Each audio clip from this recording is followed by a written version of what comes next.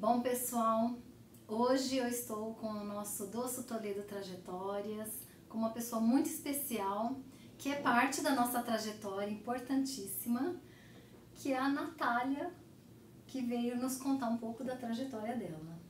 Oi, pessoal, estou muito feliz de estar participando aqui do Dosso Toledo Trajetórias e vamos lá para as perguntas. Então vamos lá. Natália, você é advogada, está com a gente há muitos anos e eu queria que você contasse aqui pra gente como que foi a sua trajetória, como tem sido, né? Como é que você escolheu a carreira jurídica para trabalhar? Bom, tem tempo, Ana? Ixi, tem muito tempo. Pode falar. Bom, primeiro de tudo, eu estou aqui no escritório há 6 anos. Me formei na faculdade, já começando a trabalhar aqui. E desde então está sendo uma ótima experiência para mim. Mas voltando mesmo assim no começo, eu sempre fui uma pessoa que gostava muito de ler e também de escrever. E sempre fui uma boa aluna e havia expectativas em relação à profissão que eu iria escolher. Eu era bolsista numa escola particular na minha cidade natal, que é Marília, então havia, de certa forma, uma pressão em escolher uma profissão, uma boa carreira. Né? De utilizar todo o potencial, né, Natália? Dizem. Enfim, e aí eu, principalmente no segundo colegial, que ficava mais a pressão de fato de escolher um vestibular, de focar em uma carreira, eu sempre tive muitas dúvidas. O que você pensava fazer? Eu não sabia exatamente o que eu queria fazer, porque eu gostava de todas as matérias, eu gostava de aprender coisas, não importasse o quê. Gostava de biológicas? Gostava muito de biológicas. Gostava de exatas? Não era meu forte, mas eu era aluna da nota 10. Não, você ia bem. Mas, ia bem. Você não, essa área você já não ia. Engenharia, engenharia, não por dificuldade, por gosto. Exatas já descartaria mesmo, ficaria na biológicas e tal. E por causa dessa pressão que eu falei, por ser bolsista de uma escola particular, havia toda aquela pressão por medicina. Ixi. Enfim. Queriam que você fizesse medicina. Justamente pra alavancar a imagem da escola, né? Porque querendo ou não, na época... Vestibular concorrido. É um vestibular concorrido. É a vitrine da Isso, é o chamariz da escola. Mas eu tava com muita dúvida, não sabia o que fazer. Aí no segundo colegial eu fiz uma orientação vocacional com um psicólogo. Foi boa ou não? Pode falar. Olha, essa psicóloga que me orientou e estiver escutando. Não, foi boa, a pessoa foi ótima, mas ela pode fazer um retrospecto, assim. Porque basicamente a conclusão dessa orientação vocacional foi: Natália, você pode fazer tudo o que você quiser. Não me ajudou em nada. Entendi. E aí, justamente para essa orientação, assim, essa pressão por medicina, eu fiz essas orientações mesmo na escola, na FAMEMA, lá, que é uma faculdade de medicina bastante conhecida de Marília. Fiz aqueles workshops, né? E eu lembro que eu fui na faculdade, fiz esse workshop, fui ver os órgãos, tudo dentro do formal lá, e eu lembro que até hoje que eu senti foi indiferença.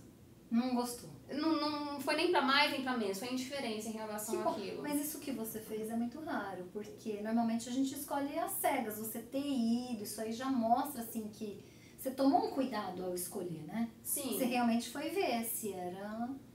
Sim. Às vezes a pessoa vai assim, fecha o olho e vai. Você não, você foi ver se era tal da medicina, né? Embora com 17 anos você decidiu o que vai fazer na vida, você tem que pensar um pouquinho, né? Pra tentar acertar aí de primeira, né? Essa era a minha intenção. E quando eu voltei, então, desse workshop de medicina, eu falei, pô, medicina não tá muito pra mim. Eu acho que eu deveria sentir mais alguma coisa, né? E o engraçado é que até então, quando eu pensava em direito, eu sempre descartava, porque eu falava, não quero decorar lei. Todo mundo acha que é isso, né? Muita gente acha que tem que decorar lei, gente. A gente acaba decorando, porque algumas partes da legislação que você mais utiliza, você acaba decorando sem querer. É igual decorar endereço de um lugar que você vai muito e tal, mas ninguém tem que decorar a lei. Exato, e não tinha essa orientação de fato como que funcionava uma faculdade de direito, como era a atuação de advogados, as outras carreiras relacionadas. E eu lembro que todo esse contexto, então, descartava direito, não quero decorar lei, vamos ver se medicina dá certo. Vou lá, orientação profissional, Natália, você pode fazer o que você quiser. Aí eu assim, Jesus, o que eu gosto de fazer? Aí eu lembro até hoje que no terceiro colegial, eu pensei, peraí, o que eu gosto de fazer? Olha, eu gosto de ler livro e eu gosto de escrever. O que eu gostaria muito de fazer? De ler livros o dia inteiro. Aí eu pensei até em fazer o curso de editoração. Sei. Que na Porque época aí você teria que ler pra fazer... Que eu pensei, é o melhor dos mundos, eu vou ler livros o dia inteiro e vou publicar livros. Vai ver se é bom, se é ruim, vai fazer cortes e tal. Aí eu pensei, cogitei a jornalismo, como eu gostava de aprender todas as matérias, tinha uma pegada em todas, biológicas, humanas, eu falei assim, jornalismo talvez fosse algo que me permitisse ter esse conhecimento geral. Só que os prospectos da carreira, tanto de editoração quanto de jornalismo, não me agradaram muito, né? E no fim eu voltei a pensar do nada em direito, não teve nenhuma orientação, ninguém na minha família é da área, então, mas de repente eu voltei a pensar em direito. E eu lembro até hoje que quando chegou na época de prestar o vestibular, até então eu não sabia o curso, mas eu sabia qual que era a universidade. Eu falava, não importa qual curso que for, eu quero fazer USP. Fazer USP. Aí eu lembro que quando chegou na época de inscrição, na FUVEST, eu coloquei lá direito.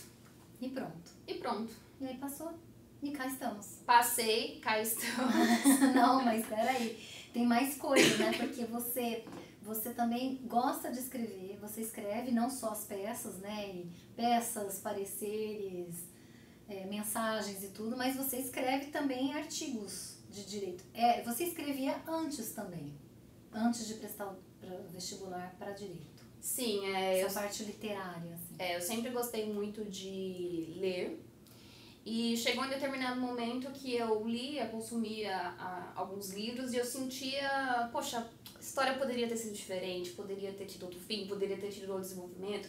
Nossa, que desperdício de ideia, por que não aproveitou? E aí chegou um determinado momento eu falei, vou começar a escrever minhas próprias histórias. E na época era muito famoso escrever fanfiction, que eram histórias criadas por fãs de qualquer outro tipo. De algum tipo Harry Potter, Crepúsculo, que na época era moda, né? E aí eu comecei a me desbravar nesse mundo aí de fanfics. Escrevi algumas quando eu era adolescente, comecei a escrever com 13 anos. Até que eu escrevi uma, que se chama Infiltrada. E ela teve até um sucesso bastante significativo nesse meio de fanfiction e atraiu a atenção de uma editora de São Paulo na época, que ela estava querendo desbravar esse ramo aí de romances, né, de ficção, e fez a proposta para que eu publicasse o livro, A Infiltrada, que na verdade é uma duologia, são 2 livros, é uma série. E aí eu publiquei, com 16 anos, eu publiquei meu primeiro livro de romance, fui na Bienal do Livro. Que legal. Tive uma sessão de autógrafos, foi uma experiência super legal. Que ano que foi isso? Eu tinha 16 anos, foi 2011. 2011 que eu publiquei. 2012 eu fui à Bienal. E 2013 eu entrei na universidade. Que legal. Foi uma experiência super bacana. Nossa, a Bienal do Livro é muito legal. Sim. Né? Lançar o livro lá deve ter sido muito emocionante. Eu pensei que não ia dar ninguém, mas de fato tinham várias pessoas lá que liam, tá? E pediam meu autógrafo. Nossa, gente, me achei demais aquele dia. Foi uma experiência muito bacana. E aí, depois de prestar o direito, você também escreveu artigos, né? Que também concorreram a premiações, né, Natália? Conta aí. Isso. Bom, recapitulando um pouco, né? Eu entrei na faculdade. No primeiro ano eu achei que de fato deveria ter ido para medicina, porque aquela abstração de história do direito, de filosofia do direito, sociologia do direito, São matérias amplas, sabe? Elas não são assim técnicas de aplicação, elas são os fundamentos, né? Por que a lei existe, como que a lei foi criada, como que é o nosso sistema de organização política e etc, da democracia, né, os princípios, a evolução disso, né, eu amei, gente, primeiros anos de faculdade. Eu confesso. Mas os meus colegas todos ficaram em crise. Eu confesso que eu não aguentava mais ver Aristóteles, ficar discutindo a cavalidade do cavalo. Eu lembro até hoje que a gente ficava discutindo a cavalidade do cavalo, que tornava o cavalo um cavalo. Não, isso aí eu não discuti, não. Enfim, aí foi realmente difícil passar por esse primeiro ano, mas eu persisti, até porque todo mundo dizia que de fato o primeiro ano é esse aspecto mais geral, mesmo para você saber de onde o direito parte, né? Não é uma ciência, Não é uma ciência, não nasce da natureza, ela nasce da invenção humana, então você tem que ter uma evolução ali. Aí no segundo ano de faculdade a gente começou de fato a ter matérias específicas, e uma matéria específica que a gente começou a ter foi direito empresarial. E eu digo que todas as outras matérias do direito, olha, não é minha praia, mas direito empresarial eu me encontrei. Então, assim, foi amor à primeira vista, desde a primeira matéria. desde da primeira aula, e desde então eu passei a dedicar a tudo que eu fazia na faculdade girava em torno da matéria de direito empresarial. Então, O que você fez? A partir disso, no terceiro ano, eu comecei minha iniciação científica na área.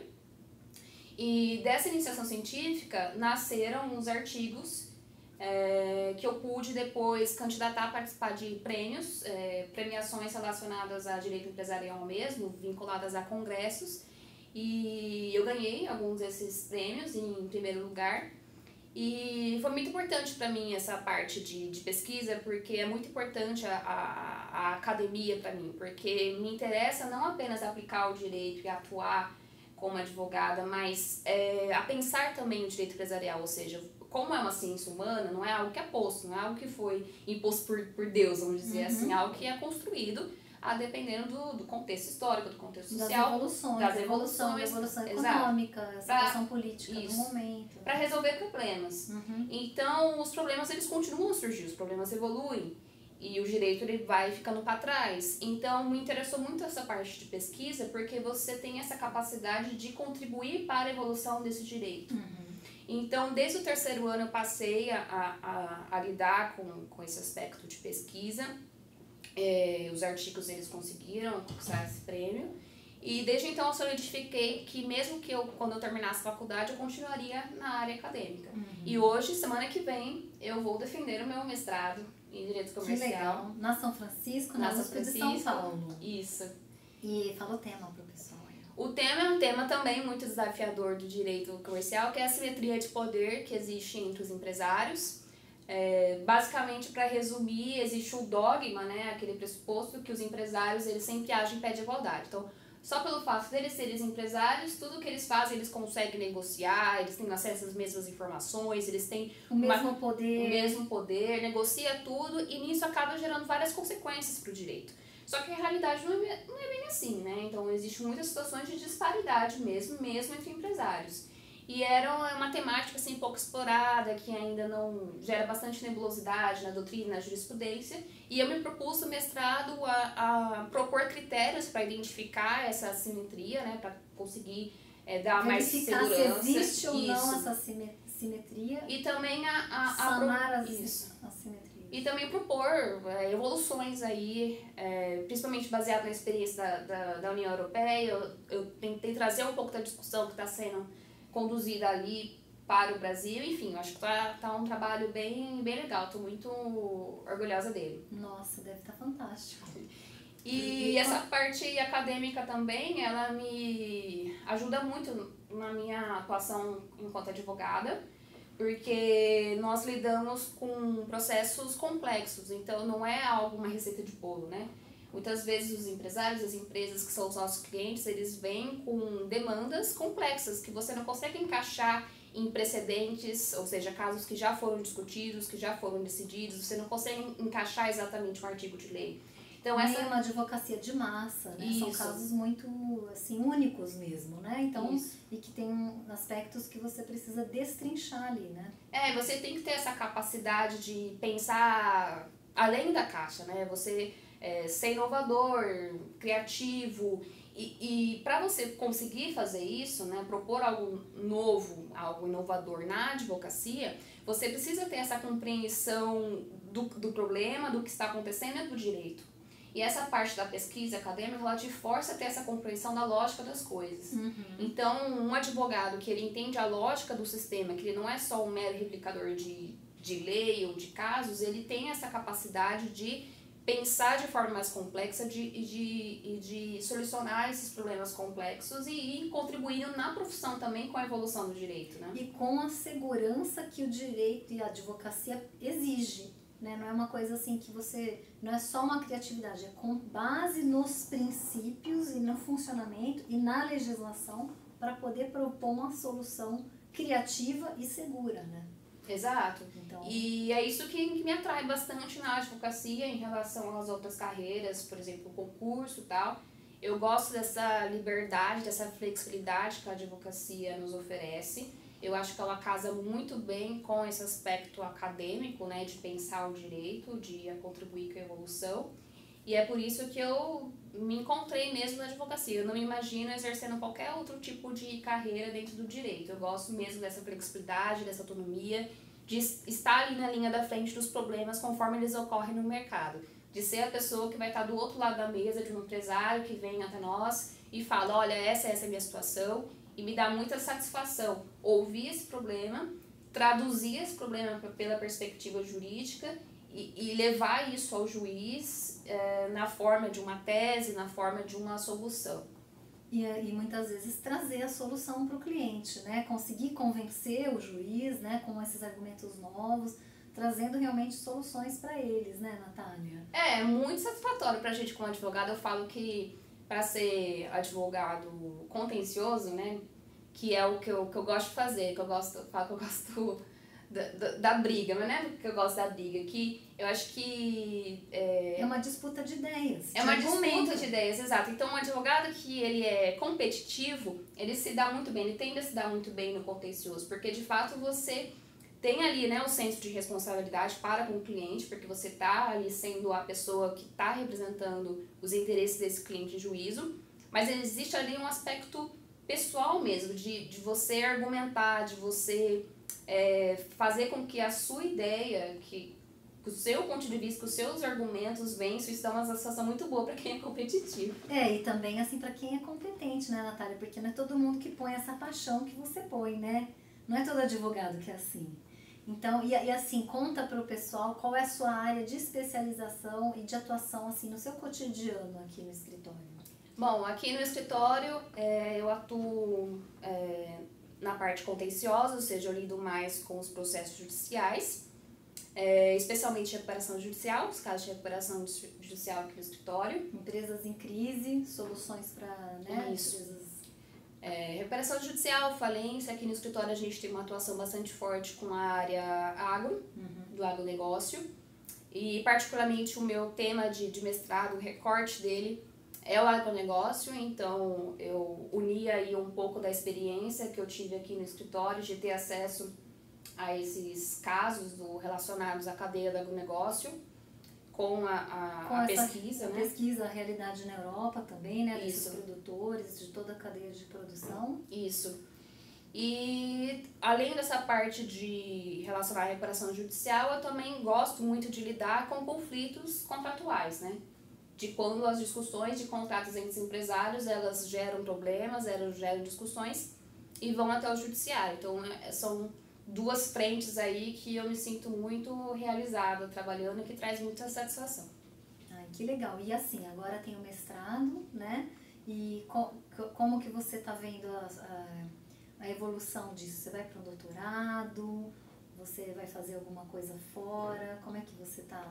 Assim, só conta, né? É assim, a gente está pegando a trajetória em andamento, gente. A gente tem que perguntar. To be continued. To be continued. Bom, tô terminando o mestrado agora, agora no meio de abril eu vou defender.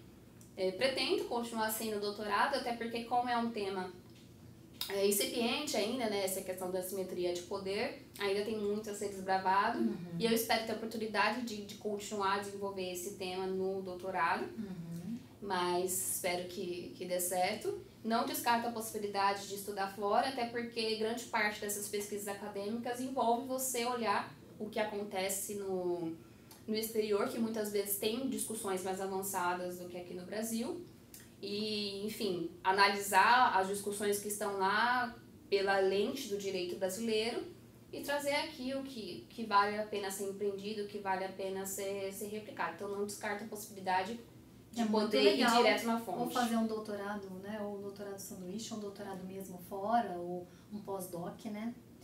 Ô, Natália, quais são as fontes principais, assim, da sua pesquisa na Europa? É a União Europeia? É algum país específico? Você tem alguma noção, assim, de... Se você for, né, fazer esse doutorado ou um pós-doc, qual país seria mais favorável para a sua pesquisa? Eu sei que isso muda, né? Dependendo de como você vai levar isso, né? O direito brasileiro em si, ele tem bastante influência, especificamente o privado, né? Tem muita influência da França, da Itália e da Alemanha. Especificamente sobre o meu tema, que é a assimetria de poder, a França ela está bastante desenvolvida. Aí até por isso que eu fiz curso de francês, para de fato ter condições de ir direto na fonte desses trabalhos, que muitas vezes eles não são traduzidos nem para o inglês. Então, de fato, para você ter acesso ao que está sendo ali discutido de uma forma mais aprofundada, você acaba precisando ler em francês. Para poder compreender então, e trazer. Isso. Então, eu imagino que a França seja um bom país para desenvolver esses estudos. Mas, especificamente no meu tema também, a discussão é bem ampla, né? Porque são discussões a nível de União Europeia. Que como ali é um problema, de fato, que atinge todos os países membros, eles tiveram que pensar em uma estrutura a nível de União Europeia. Então, tem uma lei específica. Para uniformizar o que é tão diferente, né? Entre eles mesmos. Porque, especificamente na Europa, como são países pequenos, as empresas elas têm muita facilidade, né? De um país para o outro, como se fossem estados aqui do Brasil. Então, acontecia muito de um país ter uma lei mais favorável que o outro, então você vai escolhendo o país onde você vai agir, né? Então, produz num país, vende pelo outro. Exato, Então, para resolver um pouco esse problema, unificam, né, as leis que são importantes justamente para impedir essa escolha aí de foro, né? Ah, que legal, Natália. Você sabe dizer esses protestos, né? Porque a França tem um pessoal muito aguerrido, assim, inclusive os produtores e tal. Esses protestos mais recentes, assim, você estava a par deles e tal, do que estava acontecendo? Porque eles estavam reclamando parte da regulamentação realmente de produção. O que acontece a França, ela é o país onde a revolta vai acontecer, mas o problema, ele é geral. O que acontece basicamente, principalmente na cadeia do agronegócio, é que o agronegócio ele é composto por vários agentes econômicos. Até eu brinco que quando a gente vê propaganda aqui no Brasil que o agro é pop, geralmente aparece só a foto daquela colheitadeira passando, colhendo a soja, commodity. A commodity. Mas na verdade, quando a gente fala de agronegócio, a gente está falando de um conjunto de várias empresas que atuam em diferentes segmentos. Então, a atuação do agronegócio começa nos fabricantes e indústrias químicas, por exemplo, que produzem insumos agrícolas, fertilizantes, defensivos, agrotóxicos, sementes. Aí você passa para os produtores, que são as máquinas, sim. Aí você tem os produtores. Entre os produtores e os fabricantes pode ter mais gente ainda, que é responsável por fazer com que o produto chegue até o produtor. Aí tem um produtor, aí do produtor você depois vai ter as tradings, que são aquelas que vão ser responsáveis por negociar essa commodity. Aí você vai ter as indústrias alimentícias, que elas também fazem parte do agronegócio. Você tem os varejistas e até os supermercados, eles são considerados como parte do agronegócio. Então, de fato, é um grande sistema, a gente não está falando só de produtor. E o que vem acontecido nas últimas décadas é que alguns setores, alguns segmentos da cadeia está ficando muito concentrado. Ou seja, está ficando na mão de poucas empresas, que são indústrias multinacionais. Então, por exemplo, esse primeiro segmento, que é o segmento de empresas que produzem os insumos agrícolas, basicamente 4 empresas controlam toda a produção no mundo inteiro. Enquanto isso, o produtor tem vários. Do outro lado do produtor, ele negocia com as tradings. E basicamente também são 4 tradings que comandam no mundo inteiro essas operações. E aí você tem indústrias concentradas, tem supermercados concentrados, e isso tudo gera uma assimetria de poder, que é justamente o tema do meu mestrado. Então imagina, você tem 4 empresas controlando de um lado todo aquele mercado, do seu outro lado você também tem poucas empresas controlando toda a produção, e o produtor são vários. E eles ficam espremidos ali no meio. Eles acabam não tendo muita opção de quem contratar, como contratar. As questões são impostas, os preços são impostos. Eles não têm muitas condições de negociar melhores condições para eles mesmos. Então, quando tem período de crise, isso tem estudos mesmo que já conseguem relevar isso. Em períodos de crise, essas grandes empresas, elas não são altruístas. Elas não vão falar assim, poxa, estamos em crise, vamos dividir assim, igualmente para todo mundo o risco, os prejuízos. Não, eu tenho poder, então eu vou tentar entuchar esse risco aqui, esse prejuízo para quem é mais fraco. Para o produtor. E quem geralmente mais fraco é o produtor. E isso acaba gerando que o produtor, cada vez mais, está ganhando menos pela produção. E isso gera uma série de problemas. Muitas vezes o que o produtor ganha, isso não só na França, mas inclusive aqui no Brasil, não é suficiente para suportar os próprios custos que ele tem para produzir. Ou seja, ele está trabalhando, ele está pagando para trabalhar. E isso gera uma série de problemas, como para manter viva a atividade dele, ele recorre a financiamentos bancários, então ele acaba acumulando as dívidas, entrando no ciclo de dívidas. E até por isso que a gente tem um cenário aí de um aumento das recuperações judiciais dos produtores rurais. Muitas vezes eles vêm carregando a situação. Além disso, tem os aspectos climáticos, né? Porque as atividades elas são sujeitas a ciclos biológicos. Então tem uma seca ou tem uma chuva mais acentuada, o El Niño vai lá, atrapalha, quebra a safra. Então aquilo que eles tinham perspectiva de ganhar não pra se poder quitar, realiza. Inclusive, né? Essa Isso. parte. E aí eles entram num ciclo aí de dívida, enquanto isso banco não espera, fornecedor não espera, credor não espera. E nisso resulta aí nessa situação que eles ficam espremidos. E também a gente tem dados de que o número de produtores que atuam em determinadas culturas vem diminuindo ao longo dos tempos. Também está havendo uma concentração, talvez. Eles ainda continuam pulverizados em relação aos outros setores, mas é um aspecto concorrencial, no sentido de que você está perdendo agentes econômicos que contribuiriam para a economia. E eles não conseguem se manter no mercado, justamente por essa pressão que eles sofrem aí dos vários lados da cadeia. E é muito interessante isso, né, Natália? Porque você está indo na origem, muitas vezes, econômica, de estrutura, né, do nosso sistema produtivo, dos problemas que chegam para você resolver. Então, quando você vai atender um cliente que está em crise financeira, precisando de uma recuperação judicial, você consegue até enxergar o que ele passou, né? Isso também é muito importante para a atuação de um profissional, né? Você saber se colocar no lugar do outro e ter a visão que ele teve, os motivos que aconteceram para ele chegar até ali, né? Não, e é muito interessante esse ponto mesmo, porque como a gente lida muito com recuperação judicial de produtor rural, ou seja, chega aqui até nós a consequência, da atividade que ele vem desenvolvendo ao longo do tempo.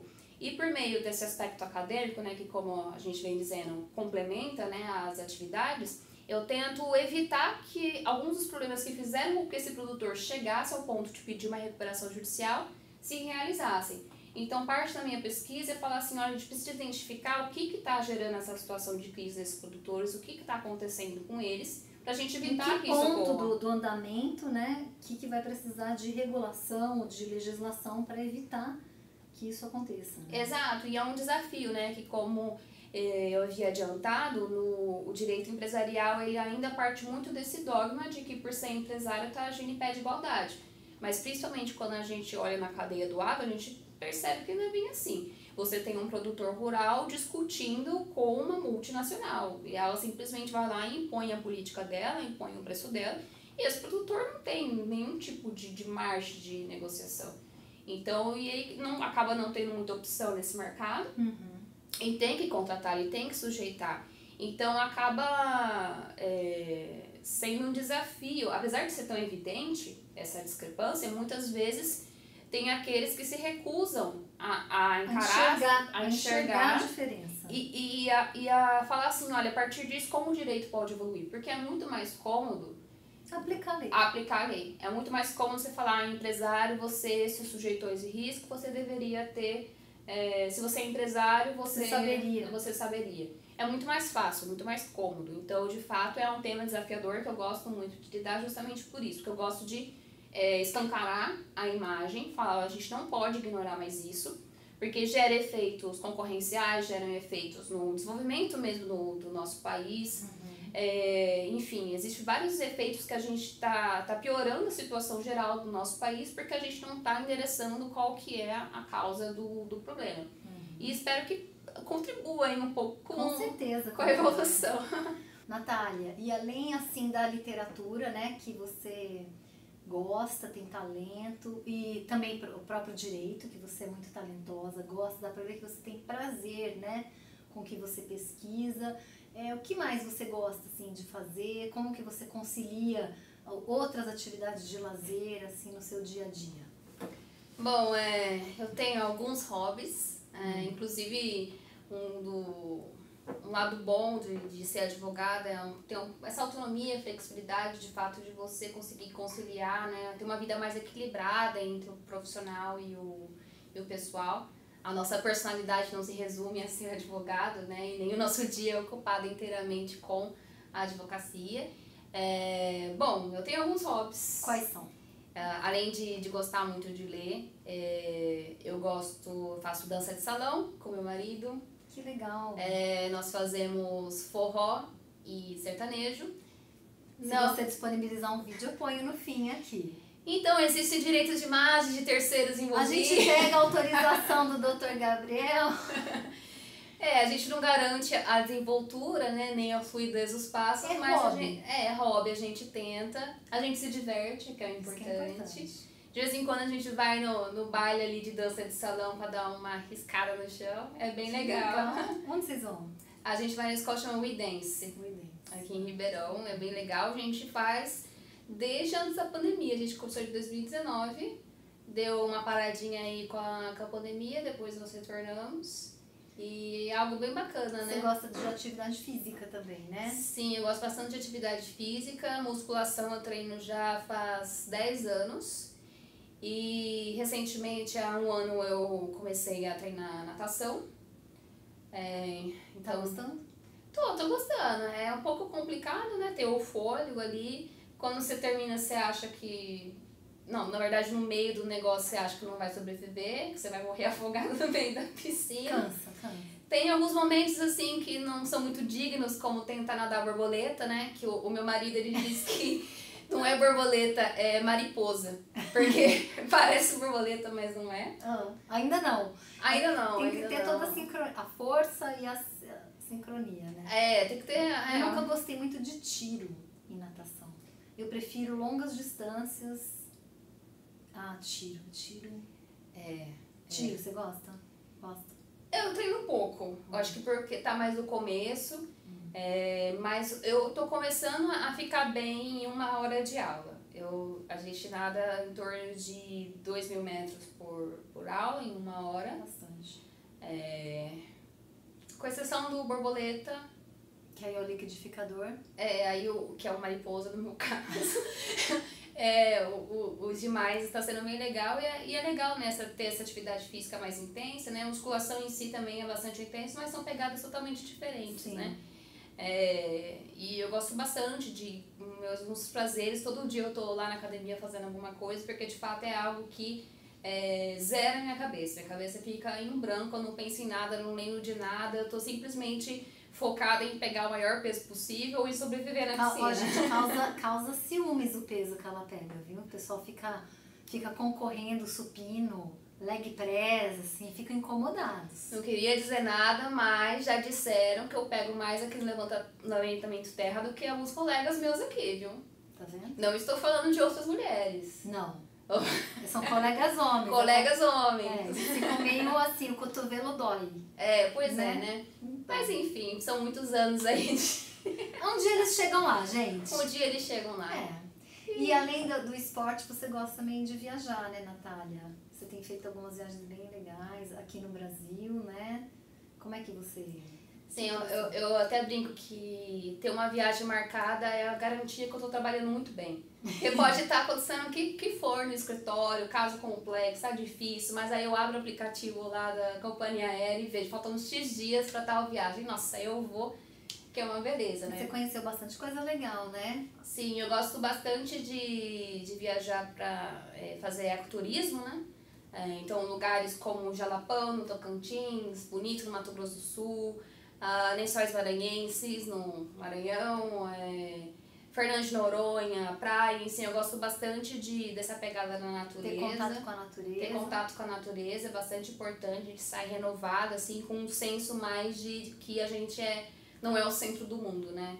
Que de fato o mundo não gira em torno da gente, que ele é muito maior do que nós, que tem várias belezas. E a viagem, eu acho que é bastante interessante se ter como hobby, eu acho que é de fato um investimento, porque você passa a se conectar muito mais com você, né? Esses dias eu tava vendo que quando você viaja, questões da sua rotina que você faz no automático mesmo, que você não para pra pensar numa viagem, você passa a se preocupar. Então, por exemplo, questões como o clima. Na sua rotina, ali o clima às vezes está chovendo e tal, é uma inconveniência, mas faz parte ali da sua rotina. Agora, quando você está viajando, você fica mais atento à previsão do tempo, ao clima, se preparar para isso. Para se alimentar, para se alimentar. Então, são várias decisões que você tem que fazer. Onde eu vou comer, o que eu vou comer, o que eu vou experimentar. como eu vou me locomover em um determinado local, e aí nisso você descobre lugares, você desbrava lugares. E uma viagem você está mais disposto a se relacionar com as pessoas, a se abrir para outras culturas, outros pensamentos. E essas viagens que você fez pelo Brasil, você acaba conhecendo o país, né? Porque muitas vezes a gente não conhece, você fica na sua cidade e tal, e não tem esse contato com coisas que são tão bonitas, que fazem parte do país, né? E tem outras culturas de outras pessoas diferentes, né? Ah, sim, porque muitas vezes a gente ouve, né, aquela massa que o Brasil é como se fosse um continente, tem várias culturas, a gente não tem essa noção, né, de quando a gente não vai, né? Principalmente do nosso ponto de vista aqui de São Paulo, né? É bastante interessante quando a gente passa a lidar com esses outros destinos, principalmente esses destinos relacionados ao ecoturismo, é outra maneira de viver, da relação com a natureza, de perceber o ao redor, preocupação ambiental, enfim, várias outras questões. E também eu acho que é bastante interessante para a gente se manter mais centrado em relação aos nossos privilégios, em relação à nossa vida mesmo, a valorizar mais. Então, São Paulo não é Brasil, né? Então, os outros estados, você tem uma desigualdade muito grande e você passa viajando a enfrentar essas diferenças, você não tem como desver. É algo que você tem que, de fato, encarar e que passa a... Nossa, é um conhecimento, você tem, né? Lida com a situação, você tem que encarar. A gente fica um pouquinho mais esperto, né? Um pouquinho mais... ciente mesmo no nosso entorno, ciente, né? Porque se a gente fica só no eixo aqui, né? Na verdade, assim, para paulistano, nós já somos do meio do mato. Já né? é o caipira. Mas assim, a gente que tá no eixo aqui, perto do Rio, perto de São Paulo, sair desse eixo, né? Você descobre muita coisa interessante, legal, rica, culturalmente também, né? E você faz essas viagens bem assim, né, Natália? Não é ficando em resort, nada disso, né? Você vai mesmo para cidades, para os lugares históricos, para a natureza em si, né? Eu gosto. Muito legal. Quanto mais perrengue passar, é melhor. É história. E é isso, eu gosto de me sentir conectada, é algo de fato um investimento que eu faço, é algo que é uma prioridade assim, na minha vida, viajar, ter boas companhias nessa viagem, viajar sozinha futuramente, dizem que é uma excelente experiência viajar sozinha, um dia quem sabe. Vamos ver. Vamos ver. Fica aí, to be continued. Gente.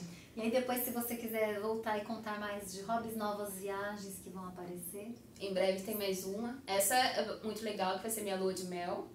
Isso, fora do país. Fora do país, vamos pra Itália e pra Suíça. E tá no aplicativo. E tá lá no meu aplicativo, tô olhando todo dia. Nós não vamos contar pros clientes quando ela vai pra ninguém te amolar. Beleza, então. Que legal, Natália. Olha, parabéns. É muito bonito ver, né, tudo isso que você tem feito e tem conquistado. Como a gente falou, é to be continued, né? E muito obrigada por participar aqui do Dosso Toledo Trajetórias e de fazer parte muito relevante, muito importante da nossa trajetória, a nossa advogada Natália aqui, contribuindo não só conosco, o escritório, com os clientes, e até com a evolução do nosso direito, né, por meio da pesquisa e da dedicação dela. Obrigada, Natália. Eu que agradeço, Ana, e até a próxima. Até a próxima, gente.